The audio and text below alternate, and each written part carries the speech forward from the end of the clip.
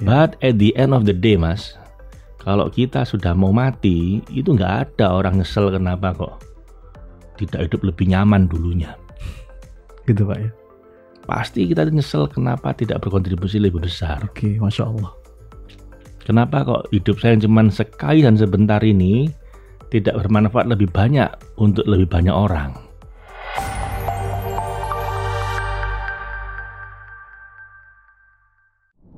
Bismillahirrahmanirrahim, Pak Faiz. Ini ada fenomena menarik nih Pak, yang mungkin bisa kita bahas tentang tagar atau hashtag kabur aja dulu, Pak Faiz. Ini disuarakan sama generasi muda. Maksudnya apa? Ajakan untuk keluar negeri. Jadi ini fenomena yang mungkin menjadi bentuk kekecewaan anak muda melihat pendidikan mahal, tapi lapangan kerja minim, kesempatan yang mungkin tidak mereka dapatkan di negeri sendiri. Ya, akhirnya itu menjadi satu campaign ajakan untuk kabur aja dulu gitu, keluar negeri. Gimana Pak Faiz menanggapi hal tersebut? Saya sarankan 3 hal Mas Sony. 3 hal, oke. Jadi yang pertama, enggak apa juga sih kalau Anda mau kabur dulu, asal di sana bisa lebih berkontribusi. Oke. Niatnya itu bukan untuk kabur, tapi untuk bisa berkontribusi lebih. Oke. Yang bisa mengapresiasi ilmunya. Oke. Karena kan saya dengar juga dari yang ngasih beasiswa LPDP itu bahwa sekarang udah boleh ya. Apa nggak langsung balik ke Indonesia kalau masih bisa berkontribusi di luar negeri ya. Oke. Kan berkontribusi untuk Indonesia itu tidak harus ada di Indonesia. Itu dia. Gitu ya. Ada di Indonesia tapi jadi koruptor juga repot. Mending di luar negeri berkontribusi daripada di dalam sini tapi jadi koruptor. Betul Pak. Iya. Jadi di luar negeri asal tetap berkontribusi. Jadi niatnya bukan kabur Mas. Iya. Nggak apa-apa, mungkin di sana lebih nyaman, lebih diapresiasi, penghasilan lebih tinggi, tapi niatkan untuk tetap berkontribusi pada bangsa. Karena ada banyak cara untuk berkontribusi ya. Iya. Kalaupun di pekerjaan utamanya nggak bisa kontribusi langsung ke Indonesia, paling nggak mengharumkan nama Indonesia. Terus kemudian juga berkontribusilah apapun yang bisa dilakukan. Pembinaan anak muda mungkin dari jauh kan juga bisa. Online begitu. Satu itu, jadi silakan kabur tapi niatnya bukan kabur. Nah, perkara niat nih Pak ya. Untuk berkontribusi. Niat dan eksekusinya Mas. Iya, dan eksekusi ya. Diniatin di eksekusi emang saya tidak untuk kabur, saya untuk berkontribusi ke Indonesia dari jauh. Oke. Gitu ya. Daripada saya di Indonesia kekurangan akhirnya korupsi. Nah, repot kan Mas, jadi pejabat dari malah korupsi. Yang kedua, kalau kita mau tinggal di luar negeri, saya kira jangan cuman fokus di pekerjaan yang di luar negeri itu, Mas. Cari cara bagaimana ya saya tetap bisa berkontribusi di Indonesia ini. Ada teman saya itu, Mas, memang keahliannya spesifik, yang itu susah diapresiasi di Indonesia. Iya, belum dapat lapangan peluang untuk itu. Iya, lah terus cara dia berkontribusi bagaimana? Ya dia bikin konten-konten di YouTube untuk orang Indonesia, bagaimana supaya mereka bisa menembus kuliah di luar negeri, bagaimana mereka bisa ya semacam life hacks gitu lah. Itu cara dia berkontribusi, nggak langsung kerja di Indonesia gitu, enggak, tapi kontribusinya itu seperti itu. Itu saya kira yang kedua, kita perlu tetap berkontribusi walaupun jauh dari Indonesia.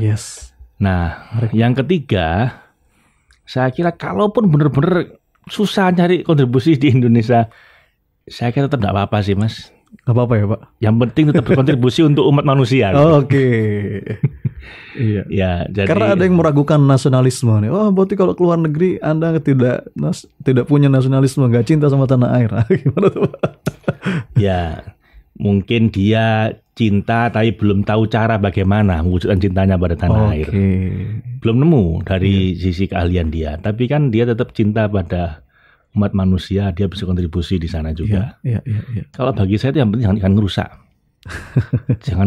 Jangan jadi manusia yang haram ya. Yang keberadaannya itu bikin orang lain susah atau makruh ya. Nggak susah sih orang, tapi kalau dia nggak ada orang lebih senang.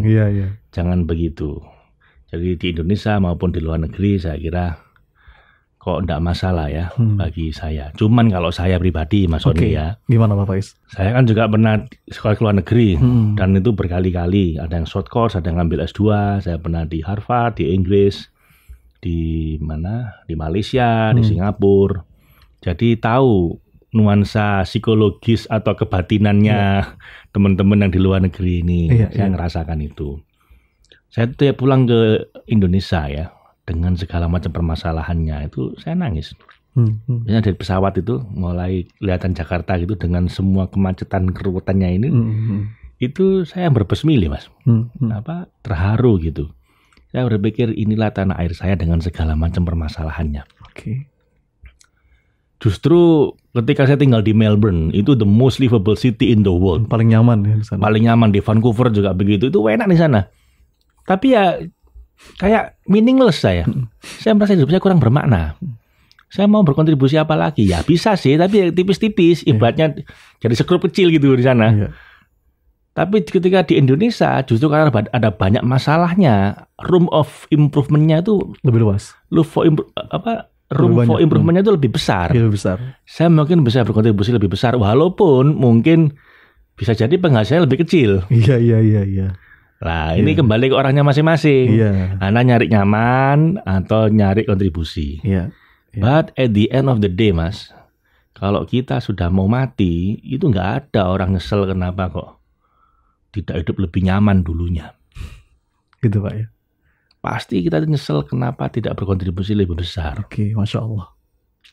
Kenapa kok hidup saya cuma sekali dan sebentar ini tidak bermanfaat lebih banyak untuk lebih banyak orang. Toh kalau mau nyari nyaman di surga saja, dunia tidak tempat nyari kenyamanan kalau menurut saya ya. Saya nggak nyalakan juga teman-teman yang nyari kenyamanan, cuman menurut saya karena saya pernah merasa hampir mati Mas. Saya ngerasakan juga psikologisnya orang mau mati seperti apa rasanya. Itu nggak ada Mas. Orang sakaratul maut nyesel kenapa dulu saya nggak tinggal di Australia yang lebih nyaman, nggak ada. Yang saya tahu teman-teman saya tinggal di luar negeri yang nyaman-nyaman begitu udah mau meninggal kangen negaranya. Saya ingin dimakamkan di tanah air saya gitu. Merasa kesepian, meaningless. Saya punya teman dulu anti sama orang Indonesia. Jadi begitu dia datang ke New Zealand begitu. Ini orang Indonesia nih Pak? Orang Indonesia Mas. Santri dulunya. Begitu datang ke New Zealand nyaman, enak. Ditinggalkan semua kesantriannya itu. Mulai nggak pernah sholat, nggak itu, kemudian nggak mau gaul sama orang Indonesia. Katanya nggak keren. Gaulnya sama orang-orang bule. Tahu Mas, begitu udah umur 60 tahun, dia udah sana udah 30 tahun apa? Dia nyesel. Di New Zealand 30 tahun ya, nyesel. Saya kesepian sekarang Mas. I lose my meaning of life. Jadi buat apa semua ini dia bilang. Tapi saya udah terlanjur nggak punya teman orang Indonesia. Saya udah terasing bahkan dari agama saya sendiri tempat saya dulu jadi santri. Saya dulu ngajar ngaji loh Mas. Sekarang ini saya bahkan sholat aja enggak saya. Nah, pesan saya buat teman-teman mumpung belum, jangan nunggu mati dulu sebelum mau sadar seperti ini gitu loh. Iya Pak. Jadi hidup harus punya keseimbangan. Oke lah nyari kenyamanan, tapi tetap berikanlah kontribusi yang besar untuk bangsa ini. Terlepas Anda di dalam atau di luar negeri. Teruslah kasih kontribusi. Kalaupun benar-benar nggak bisa kasih kontribusi langsung, ya sudah saya tidak langsung. Kalaupun tidak, minimal berkontribusi pada umat manusia. Niatkan seperti itu, mudah-mudahan husnul khotimah. Masya Allah, amin. Jawaban yang indah sekali. Makasih Pak Faiz.